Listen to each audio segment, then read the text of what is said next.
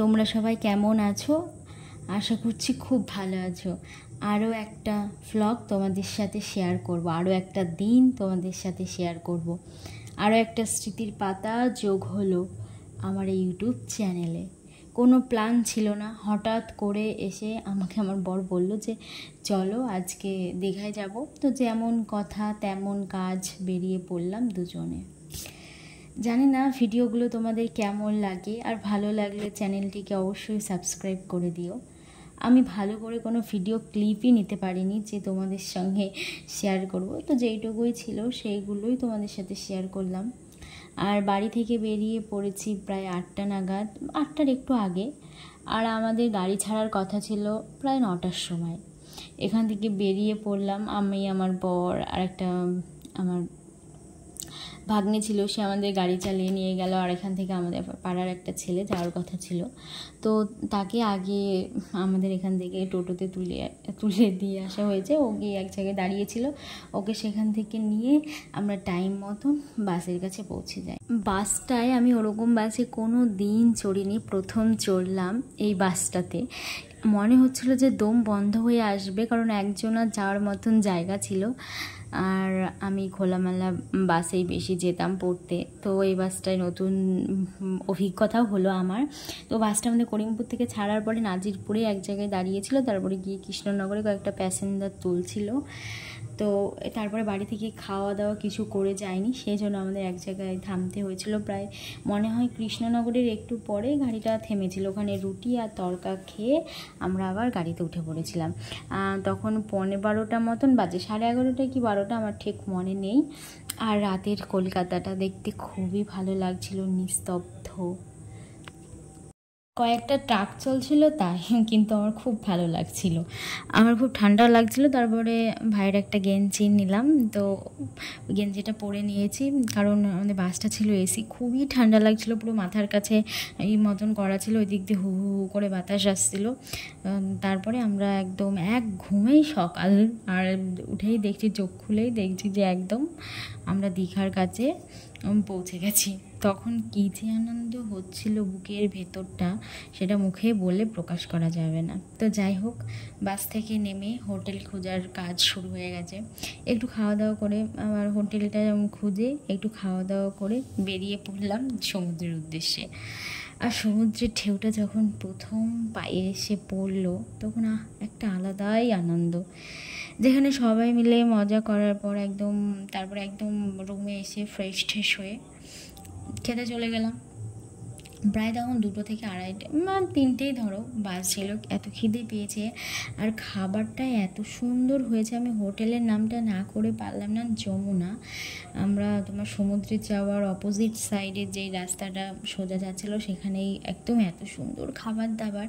পরের দিন আমি পাইনি খাবারগুলো, কারণ ও দোকানটা পরের দিন বন্ধ ছিল। আর রাত্রিবেলায় খাবো ভাবলাম, দিয়ে বলে এক হোটেলে খাওয়া যাবে, এবার একটা অন্য হোটেলে দেখি কেমন হয় খাবারটা। তো খেতে গিয়ে এত বিচ্ছিরি যে একটা অভিজ্ঞতা হলো, সেটা বলে যাবে না। একটা আলু সিদ্ধ দিয়েছিল, জানি না কবেকার আলু সেদ্ধ করে দিয়েছিল, আমার মনে হয়। তারপর একটা আলাদা অন্য রেস্টুরেন্টে খেয়েছিলাম পরের দিন, একদম বাজে খেতে, জঘন্য খেতে খাবারটা। এখন ভাবলে মনে হয়, কিন্তু আমি যমুনাতে ওই একটা বেলায় খেতে পেয়েছি। আর এত সুন্দর খাবার দাবার, আমার খুব পছন্দ হয়েছিল খাবার দাবারগুলো। তারপর একদম এত বাজে খেতে কি বলবো, একদম দুজনা রেডি হয়ে বেরিয়ে পড়লাম একটু। আর আমার ভাগ্যটা এতটাই খারাপ জানো তোমরা, আমরা যে কজন গেছি, তো ওখানে যাওয়ার পরে আমরা ভাবলাম যে প্রথম দিন এখানে ঘুরি, দ্বিতীয় দিন আশেপাশে ঘুরবো। আর আমাদের বাস ছিল রাত্রি 10:30টার সময়, তো আমরা বাসে করে বেরিয়ে চলে যাব একদম, তাহলে ঠিকঠাক হবে। কিন্তু পরের দিন আমরা কেবল সমুদ্র থেকে স্নান করে ঘরে গিয়েছি, আর একটু খাওয়া দাওয়া করতে বেরোবো, এত আকাশ কালো হয়ে মেঘ করেছে, কিছু করা যাবে না। প্রথম দিনই যা আনন্দ করতে পেরেছি, যেই খেতে বসলাম আর অমনি বৃষ্টি শুরু হলো। আর যাই হোক, বৃষ্টি মাথায় করে রুমে গিয়ে পৌঁছালাম।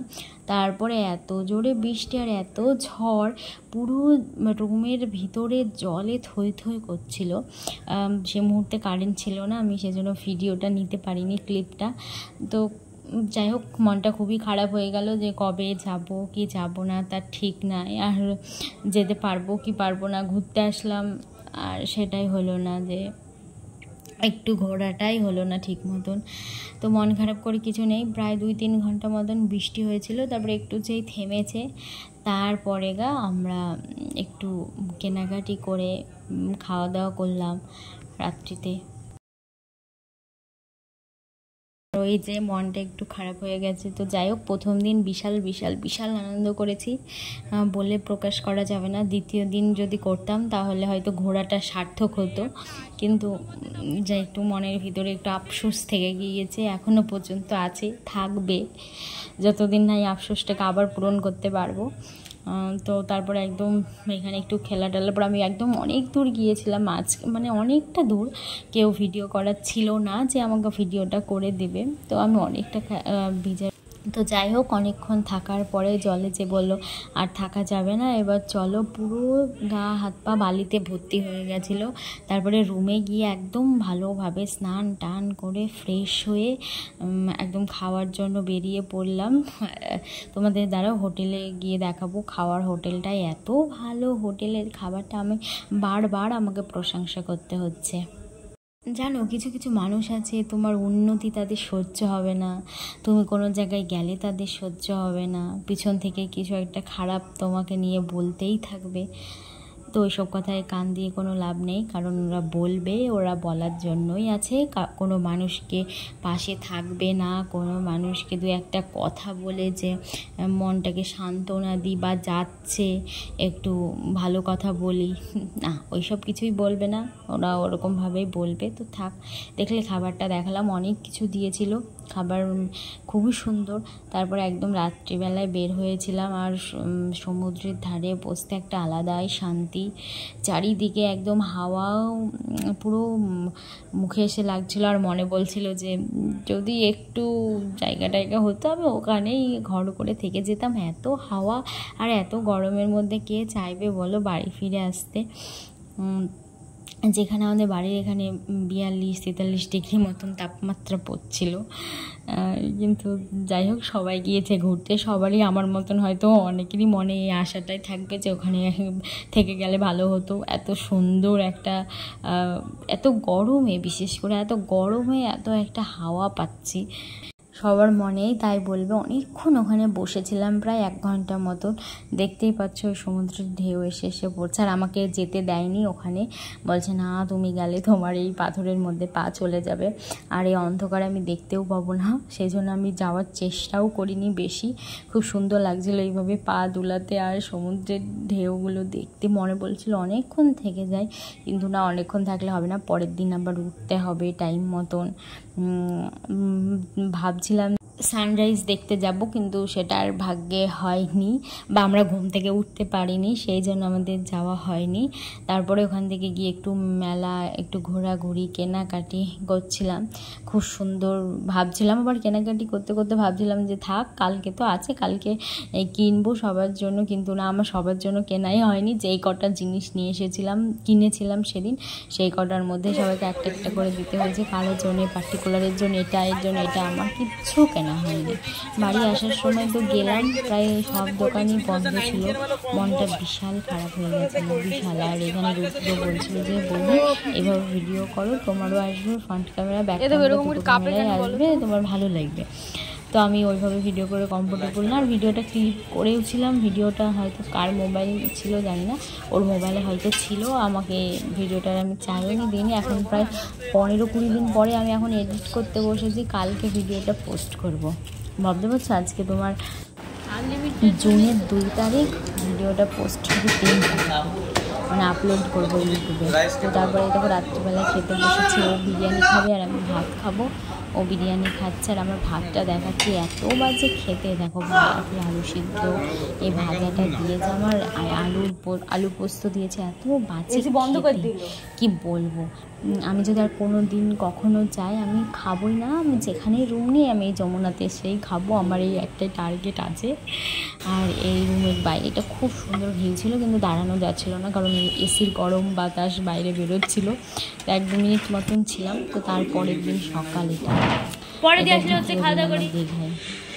এই সেই দিন যেদিন আমি ঘুরতে পারিনি, কিছু করতে পারিনি, সব জায়গায় যাবো ভাবছিলাম কিন্তু কোনো জায়গায় যাওয়া হয়নি। তো আজকে লুচি এনেছে, আগের দিন পরোটা এনেছিল।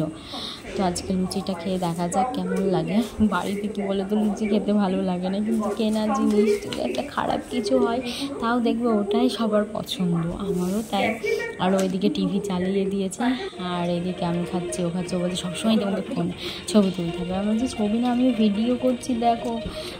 তো যাই হোক ও কিছু বললো না, আর ও এইসব ভিডিও করাও পছন্দ করে না। এবার খাওয়া দাওয়া করে ড্রেসটা চেঞ্জ করে বেরিয়ে পড়বো, আবার সমুদ্রে একটু নাচানাচি করব যাওয়ার জন্য। এই রুদ্র আমরা সবাই মিলে ওখানে যাব ভাবলাম, কিন্তু যাওয়ার পরে যেতে যেতে এত দূরে রুম নিয়েছি, সেটা হয়েছে সব থেকে ভুল আমাদের।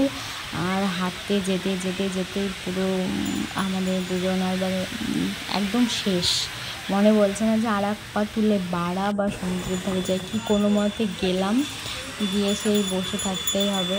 থাকতে থাকতে থাকতে ও বললো যে আর পারবে না তুমি থাকতে, রোদে কোনো জায়গায় একটু ছায়া নাই যে গিয়ে বসবো, আর যে 2-1 জায়গায় ছায়া আছে মানুষে ভর্তি গিয়ে বসার জন্য। তো তারপরে আমাকে ফোনটা রেখে যেতে হয়, কারণ সবাই বাড়ি আসার দিন কেউ তো বসে থাকবে না, যে ফোনটা নিয়ে রাখবো তার কাছে। তো সেই জন্য সবাই মিলে চলে গেলাম। আর দেখলে আকাশটা কী মেঘ করেছে, খেতে যাচ্ছি, এই হোটেলেও খেতে গেছি, খুবই বাজে খাওয়া দাওয়া।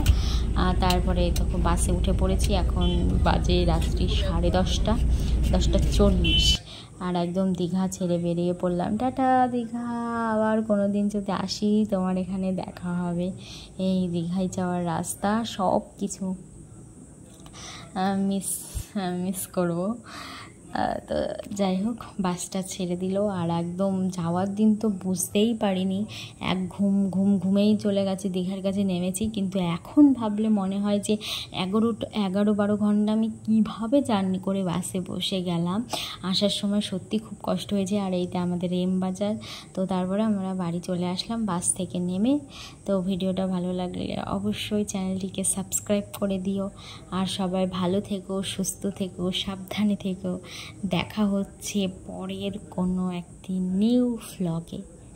আর তোমরা যদি আমার এই ভ্লগটা প্রথম দেখো অবশ্যই চ্যানেলটিকে সাবস্ক্রাইব করে দিও। আর আমার এই কথাগুলো কেমন শোনা যাচ্ছে তোমরা সেটা কমেন্টে জলদি জানাও, তাহলে পরের বার থেকে ভিডিওতে সাউন্ড আরও বেশি বেশি করে আসবে। আমার দিদি বলছিল যে তো সাউন্ড একদম শোনা যাচ্ছে না, একটু জোরে সাউন্ড দিস, মানে একটু ভয়েসটা দিস। তো যাই হোক এই ভিডিওটা দেওয়ার চেষ্টা করলাম, মানে চেষ্টা আজকেও সেরকম খারাপই হয়েছে। যাই হোক পরের বার থেকে ভালো করব, এটাই শেষ। আসতে এবার জোরে জোরে জোরে জোরে কথা বলবো যাতে সবাই শুনতে পারে। তো টাটা, সবাই ভালো থেকো, সুস্থ থেকো। চলো আমরা বাড়ির দিকে রওনা দিই, প্রায় 3 দিন পর আমরাও বাড়ি যাচ্ছি।